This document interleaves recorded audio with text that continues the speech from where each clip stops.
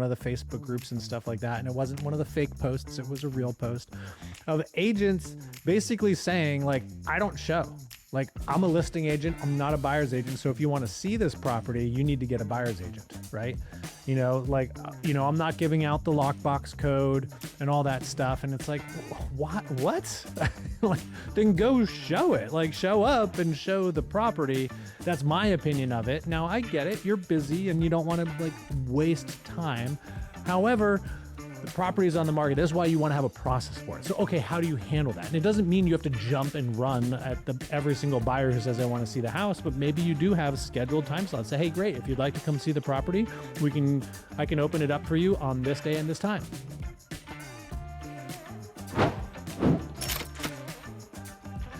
Welcome back to 1010s, where we coach agents into high-performing businesses that fuel their lives. I'm here with my friend Matt Benelli.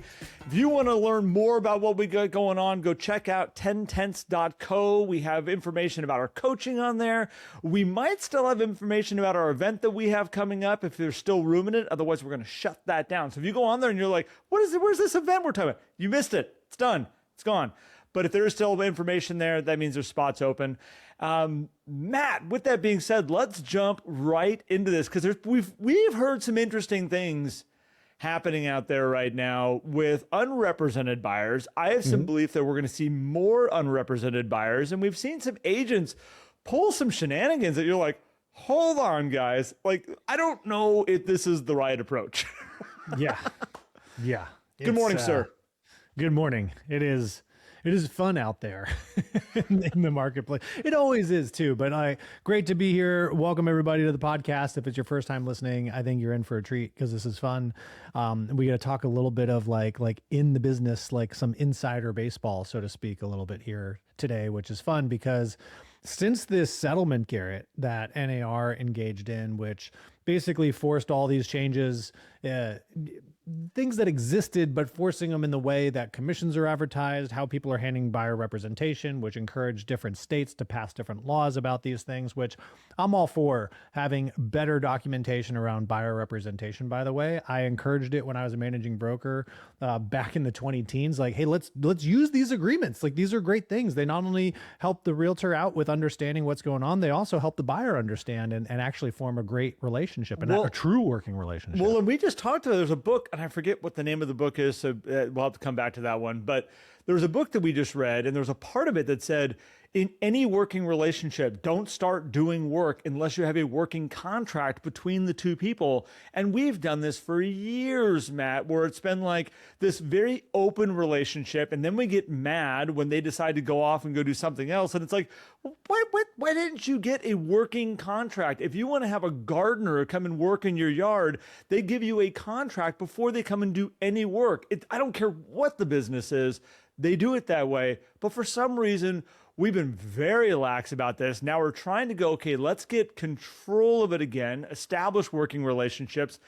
I don't think it's being done right though yet, or it's still being done very different in a lot of areas. Well, you have a big, like, let's be honest here. There's a lot of real estate agents out there, and, there's a lot of differentiation around how people do business. And every now and then you run into the less experienced, maybe not very professional agent that you're like, why are they doing things that way?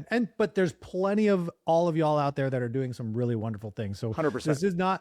We're not going to be generalizing anything here. And we're actually not making any judgments. What we want to talk about is, because this is increasing in terms of the conversations that we're having with our clients, is how, as a listing agent, do you handle unrepresented buyers from their requests to just see a property all the way to if they actually want to write a contract and prepare or present an offer to the seller without that representation. So before we go there, Matt, can we talk about why we might be seeing more unrepresented buyers showing up in these situations? Because I do have a lot of factors. I do have a belief about this. Like I've been kind of keeping it to myself. I've been sharing with the people that I coach one-on-one. I'm going to share it out there with the general population. Ooh, secret sauce. Here we go. Secrets. We got stuff I've been kind of holding on to, but I've been hearing in a lot of areas where people are going, I'm not getting showings. I'm not getting the showings I want.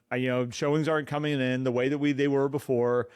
And what I've been watching is on the flip side of that, they'll be like, "Oh, I did an open house this weekend and it was amazing. We had so many people through. Open houses are crushing it right now."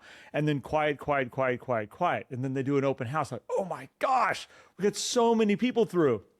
And I started going, okay, what is happening here? Because we have one voice where people are going, there's no buyers, or the buyers are kind of like slow in the marketplace right now. And I can tell because I'm not getting showings.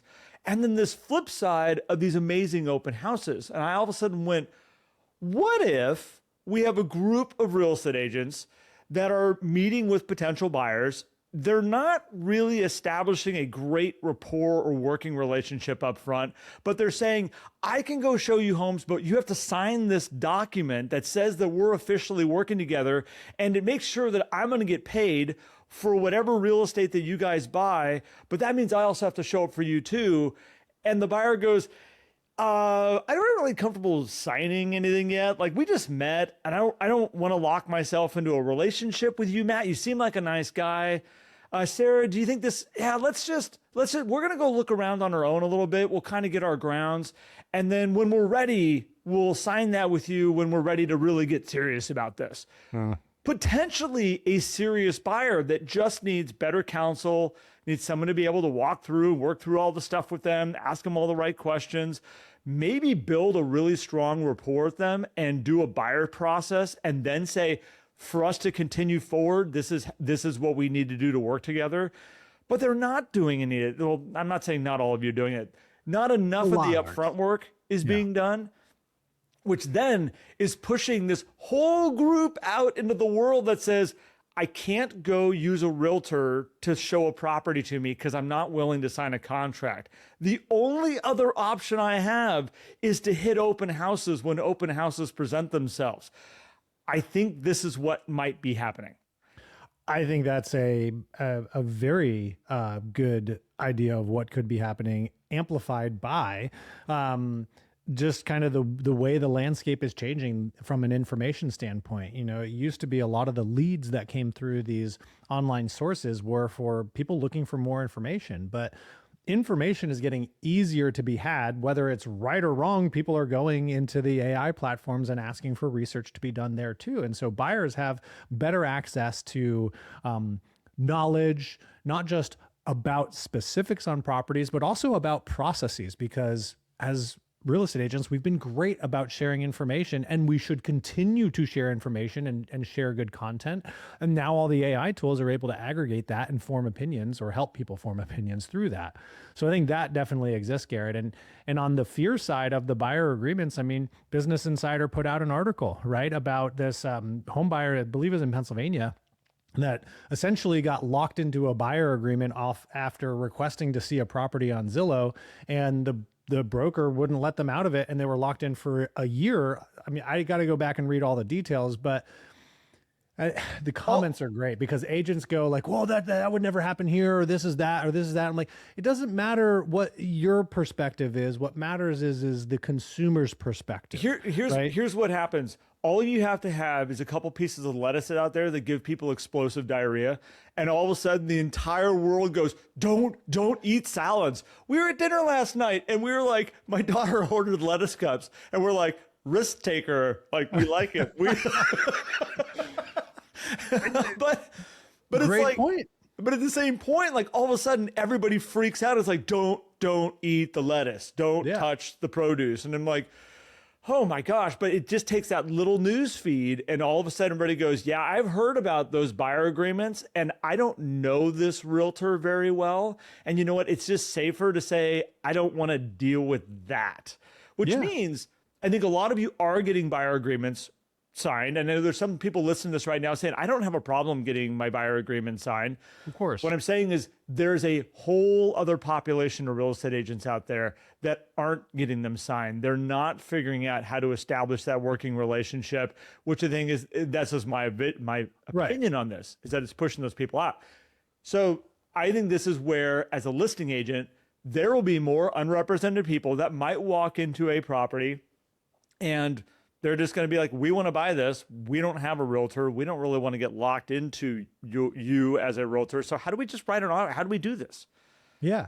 Well, let's start with just like, how do we see this house? Right. You Yes. know, and this is something, and so all the things we talk about here, we're encouraging you guys to develop some form of processes around this. Even if you don't think it'll happen, have a process ready to go so that you're not trying to figure it out when it comes up. Because it starts with, and I saw this video, and this isn't common, but and then there was the chats, and I saw another like thread in one of the Facebook groups and stuff like that, and it wasn't one of the fake posts; it was a real post of agents basically saying like, I don't show.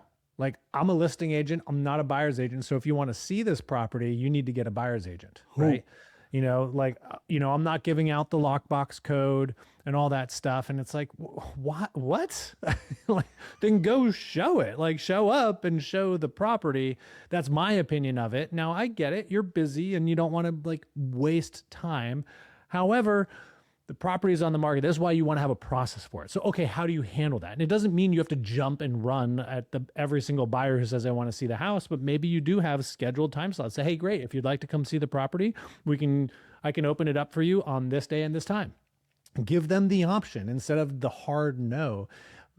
But Garrett, what I'm seeing is many agents, and maybe the ones listening, you guys might already have this taken care of, but a lot of agents don't have a process. And so their gut reaction, because they answer the phone in the middle of something and they might be a little flustered and they just go, no. Oh, wait, let me ask more questions first, right? Well, here's the scarier thing that when you say what you just said, this is where my brain goes to is, okay, I don't have to use a real estate agent to buy and sell property. That I don't have to do. There's a seller out here that has a representation that says, I will sell this home. I'm here to find a buyer. I'm here to make it easy for people to be able to buy this house. Now, all of a sudden, me as buyer goes walking up and they go, oh, because you don't have a realtor, you're locked out of this property. You can't come and see it until you go get a realtor. Oh, you want to open a can of worms of like that? Every bit of me goes, do not die on this hill. Like, this is not, but there, and then it's like, well, how do you balance this? Like, how do you then find, okay, I'm now bringing a well-qualified buyer into this house. I'm not bringing maybe a thief who doesn't have any interest in buying this house into the house to scope the house out to see what kind of great inventory is in there. Like, how do we balance that and not make this fortress wall of like, you have to have a realtor to be able to buy property, especially this house that my clients want me to sell. Oh, geez. So that's a little concerning voice in the back of my head when I hear that kind of stuff. Yeah, talk about, Sherman antitrust of like collusion and all these things. Like, wait, that was the word that kept coming up for me, Matt. I said, isn't that walking a line of like collusion? Is that the right word? And you're like, oh. Yeah, because and now that doesn't mean that you need to go the other way and be like, well, every house just needs to be unlocked and open, right? It's having a process for access. And this is where this whole thing begins with, how do you handle unrepresented buyers? Well, first, how do we handle access to the property?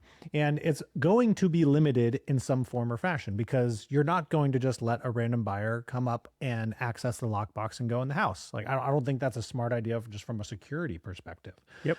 However, you may want to set some hours, or maybe you say, hey, great, I have an open house that's going to be happening this weekend. We would love for you to come by.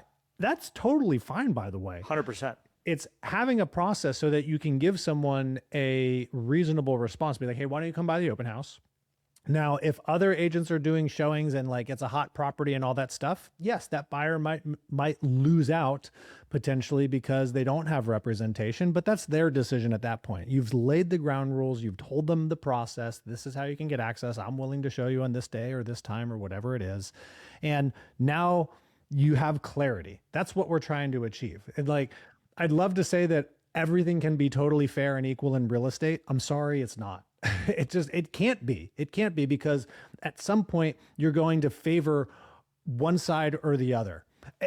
There's no way to create an absolutely equal level playing field for everybody out there, because we all have lives too. Otherwise, like, what are you going to do, listing agent? Live at the house and just let everybody in all the time? I don't think so. Well, and I think another process, if you wanted to put a process in place for this, a buyer shows up at the house, calls about the house, they're unrepresented. Instead of saying, go get a realtor and I'll show it to you, I think there's a very good opportunity there to say, like, I am more than happy to let you in the house. If my policy is, if there's somebody who's unrepresented that wants to come and see the house, we need to sit down for about 30 minutes, probably take 30 minutes tops. I have a process. I just need to ask you some questions. It is my job to make sure that the person that we're bringing into the house is a qualified buyer, instead of just bringing everybody who's thinks they just want to look at a house to come through the house. And would you be okay scheduling that meeting? And then we can go over and I'll show you the house. We don't have to have a working relationship. You don't have to sign any contracts with me. I just need to do that for my seller. If they're like, we're not doing that, you've given them a path. You've given them an option on making that happen. You can go to your seller and say, we did have somebody that wanted to come look at the house. I have a process of how we do that. They weren't willing to do it. I can credit that as they're not really a real buyer for your home. Yeah. We're good. They had a path. You've let your seller know. Everybody's good. Process was there. The problem, Matt, is that if you don't have a process, and this is what you said a second ago, and we're just encouraging everybody right now, figure out a process around this, so that when it comes up, you're like, oh, that's how we handled that. Yes. We do this in a lot of areas of our life. I mean, a lot of you know how to change a tire on a car. A lot of you don't. It's just a process. If that tire goes flat, you pull the car over to the side of the road. Some of us know where the jack is. We know where the tire iron is. We know how to jack the car up. We know how to take the lug nuts off. We know how to get the spare tire out. We know how to put that on. It's a process. And some of us will be back on the road and moving down the way. And some of us will be waiting for AAA. And some of us will be sitting there going, I'm in total despair and my trip is ruined and I have no idea how to move forward. There's all options here. But it's about having a process. For some of us, AAA is the process, and it's great. And so it's just knowing what your process is when those situations come up. We're going to see, I feel, more of these unrepresented buyers, and telling them, no, they can't unless they have a realtor. You got to have a better solution than that. That has to happen.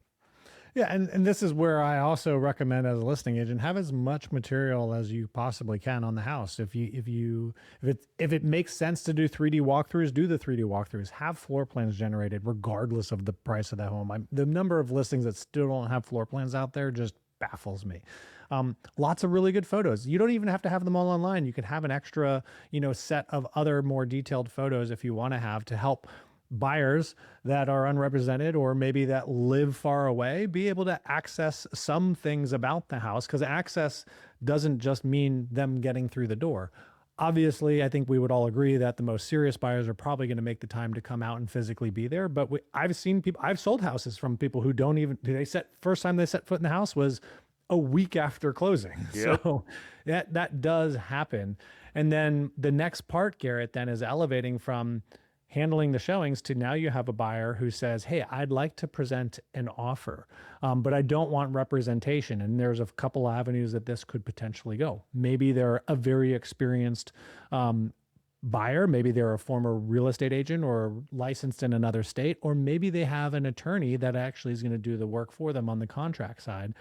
Or you might have someone who's like, yeah, I don't really know what to do. I want to present an offer, but I don't want representation. So how do I do it? Right. And maybe they just write something out. They're just like, hey, here's my offer. There might be need to have a process for this. There might be some people out here too, Matt, that are going to go, you know what? I feel like I have a great relationship with AI, and all I'm going to do is take everything that we're doing here and they may not say it out loud, but they're like, I feel confident. I mean, I use AI to cook meals for me every single night. It tells me exactly the ingredients, what I need to buy, what it looks like.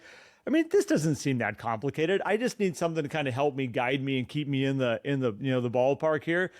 I bet you we're going to watch people do it, going like, look, with all the new technology, absolutely. I don't need to pay whatever the commission is. I got the best tools here right at my fingertips now. I'm good. So they get to make that decision, by the way. Like, that is all on them. They are still total welcome to write an offer on a property. And this is where we had a great discussion in our group coaching the other day, Matt, specifically talking about like, well, what is an offer? What do you present? Like, if somebody comes to you and says, well, we're willing to buy that thing for this amount and we're going to do this and that, and could you just go present that to your client and see if they'll do it? Just ask if they'll do it. That for me is like, no, we're not doing that. We're not playing that game. You got to write it down on something. I'll present but you got to write it down on something. We just need to have it actually physically. I don't care if they would bring it to me on a napkin. If it had the terms that we need to have there, and I would be like, we're missing a term on here. Like, when is the possession date going to happen? I need to have these pieces as part of your offer if I'm going to go walk over there and present it to my client. And I think that's where it starts. There needs to be something in writing in some way, shape, or form. I don't know where the draw the line is with like texts and things like that, but as long as all the elements of the offer are there and there's a name attached to who's sending that over, I think that's a viable thing to walk in front of your client and say, look, we just got this. It's not on all the documentation that I would like to see it on. We're going to fix that, but at least let's talk about this. Yeah. And I think the discussion we had the other day was just around being careful about rejecting and not presenting things that could potentially hold up in court as a written offer. I mean, I think for 99.9% of the situations, if you have someone who's like, hey, I want to write an offer, you're probably going to figure out a way to get something on paper to present in front of the seller. However, if you might even find this being a buyer's agent and dealing with tough listing agents sometimes, where you're just like, gosh, like, why are they being so tough at getting this in there? And I think one thing as a listing agent, just be cautious, because part of your license, part of being licensed as a real estate agent, not being a member of NAR, is that you are required to present all offers within a reasonable amount of time, right? I mean, most states have that built into their licensing law. So you don't want to get caught not presenting something and somebody coming and saying, hey, they never presented my offer. I've seen agents do it with actual like written offers on the state contracts. Like, well, I'm just not going to present this because I know the seller won't like it. Now, if you have something written from the seller that says, I don't want you to present anything to me unless it is X, Y, and Z, great. Again, this comes to what's the process, right? And having this process up front. Now, that's just on the offer side, but now how do you handle it? Because Garrett, we have a buyer who's unrepresented. They want to present an offer. And now we're starting to think about, wait a minute, how does this factor into the commission that we're charging? Because maybe the seller was willing to pay out a buyer agent, right? Or include that fee as part of the advertised listing price, let's just say, because I think that's a better way to go about it. But now we have this. So like, is the buyer thinking they're going to get a discount? And maybe they are going to get some sort of advantage because that fee is not going to need to be included. But now if I'm doing the work, do I need to charge something? And it goes around and around, Garrett. And so we need to have some options and processes around this before we just dive into it and just try to figure it out. So this got me thinking about the different states and the way I'm kind of watching things done. You might be in a state that there's a offered buyer commission through the contract, and that's what that MLS has said, this is what we're going to do. We've all agreed upon this is the process.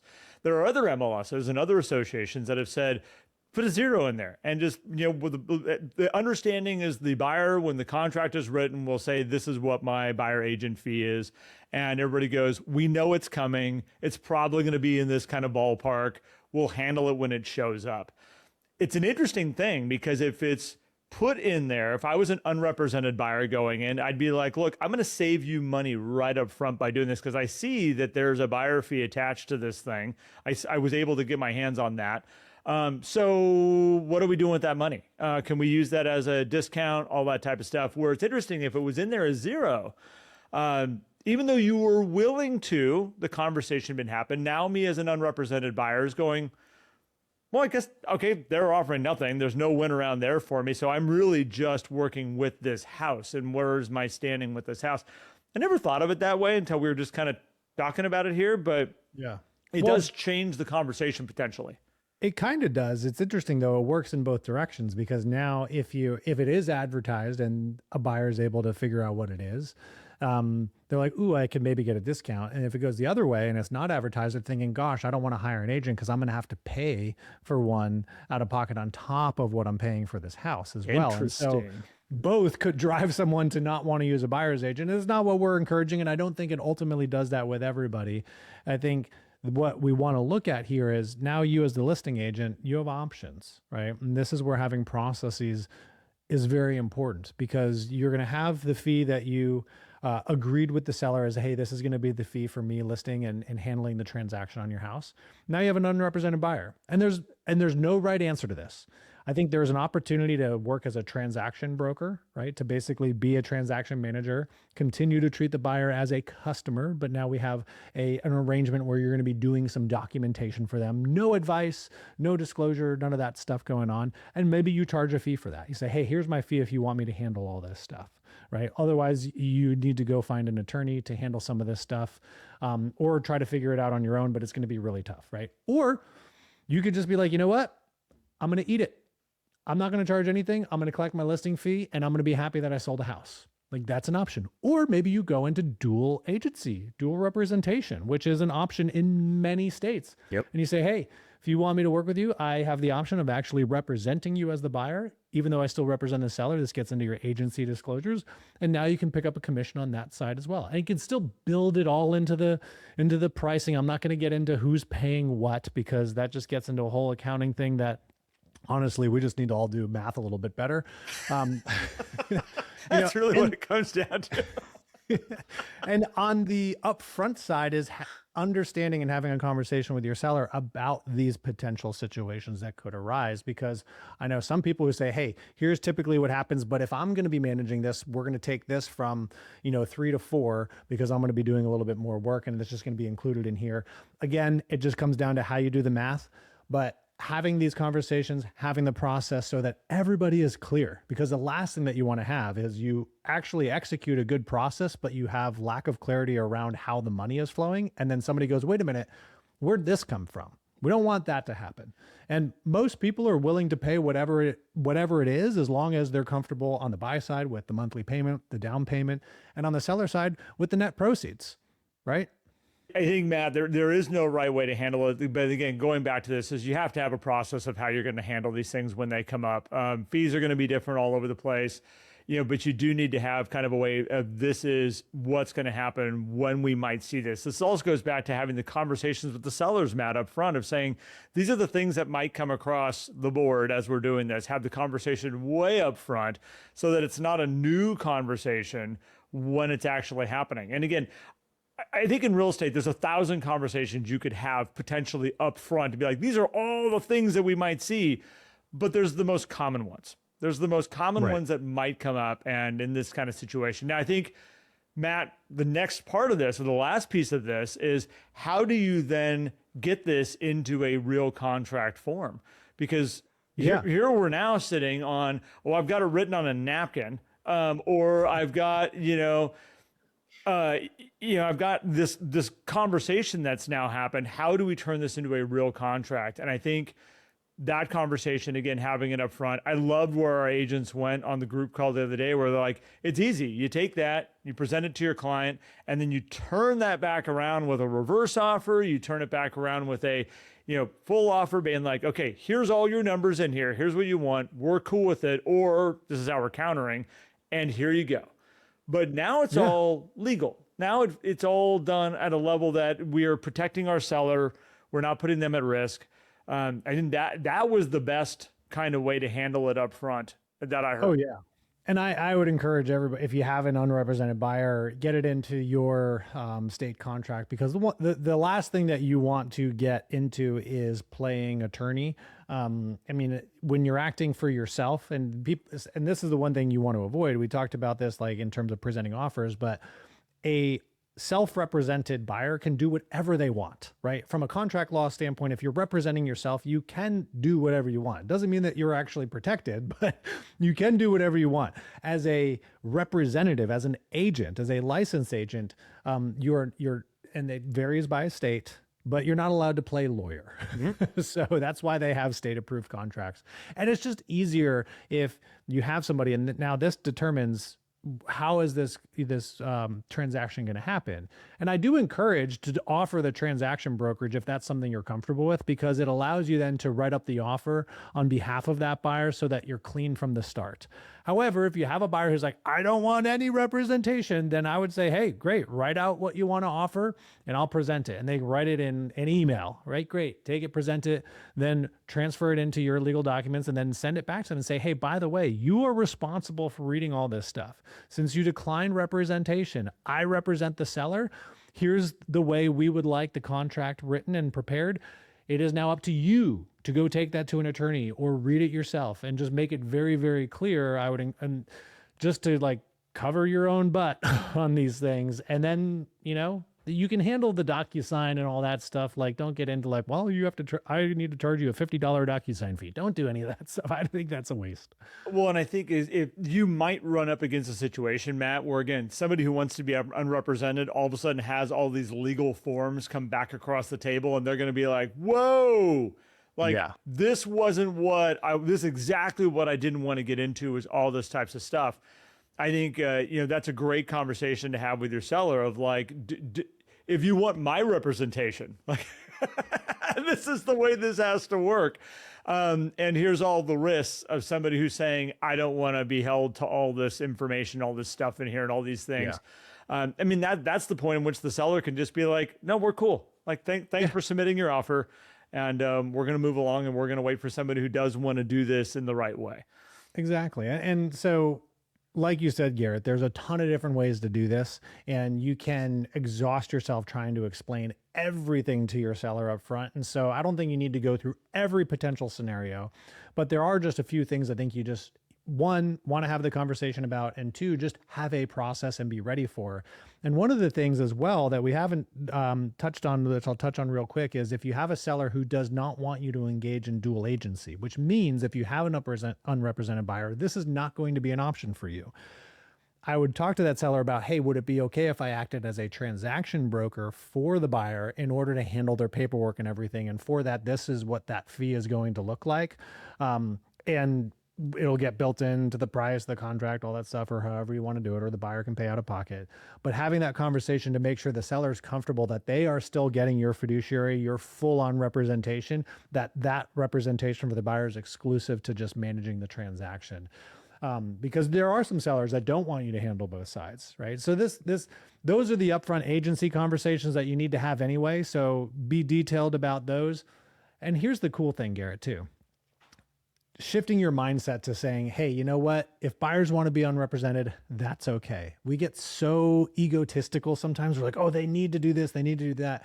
You could be mindsetting yourself out of an opportunity to capture a client or to capture future referrals. Because if you handle a deal wonderfully, and that one buyer was like, hey, I'm cool representing myself, they have friends that don't want to represent themselves.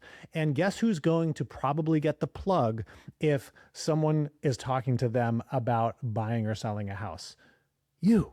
So be good. Well, be kind. And Matt, I look at the opportunity that sits there saying like, there's a chance they don't want to be unrepresented. They want to run this thing unrepresented because they've had bad experiences with buyer's agents out there.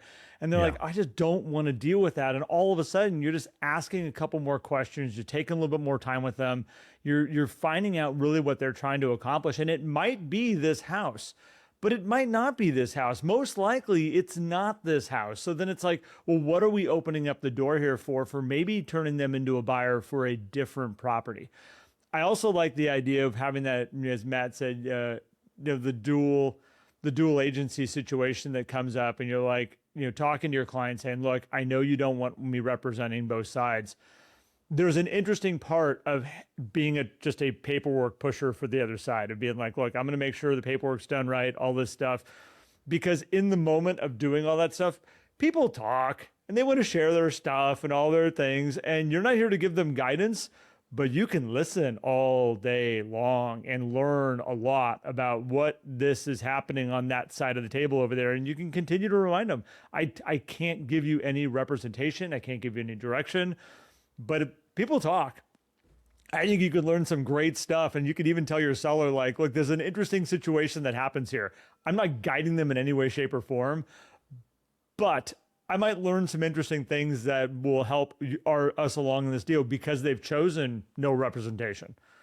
Well, one of my favorite things, if you wanted to describe it this way, is basically mirror the Miranda rights when you're explaining to a other side of a transaction that you do not represent them. It's, hey, anything that you say can and will be used against you in this real estate transaction because I represent this party, not you. It's a great way to look at it. Because at the end of the day, I mean, if somebody wants to represent themselves as their attorney, everybody goes, I do not recommend that as a good idea, because you start running your mouth and sharing all the stuff that just needed to be kept quiet because you think you're doing a great job representing yourself, and everybody's going, oh man, they are digging their grave right now. It's an interesting situation just to kind of pay attention to there. So Yeah. I don't know, Matt. Again, pay attention out there, everybody. Build processes for yourself. Just be prepared for when it comes up. And again, I would encourage everybody, I will not show this property unless you get a licensed realtor. Be very careful about that. I'd steer way away from that, actually. And then set your clients up that we might get an offer from somebody here, because there's just enough tools out here. And the best thing about having processes, Garrett, like this is not just so that your clients or these customers that come to the table have a better understanding of what's going to happen, but it helps you better understand how you're going to approach your business, which allows you to build a business that fuels your life instead of consumes it. And that's something that we believe wholeheartedly here at 10 Tenths is we want to help people build some businesses that are wonderful, they're amazing, they're high performing, but they're not put on life support. You should be able to have the life that you got into this business to actually live, and building a business that is structured around how your lifestyle is going to be the best way to do it. And we're here to help you do that. So if you got some value out of this podcast, we hope that you share it with all the people that you think need to hear it, that you apply those things. If you have questions about the things that we talk about during these podcasts, feel free to reach out to us. You can find us at our website, 10tenths.co. And you can also just hop into our community as well. If you're in our community, just hit the message button inside there. You can find Garrett's name and my name, and you can just reach out to us directly. So, but other than that, Garrett, appreciate you, brother. And thanks everybody for listening. Thanks, everybody. See you soon.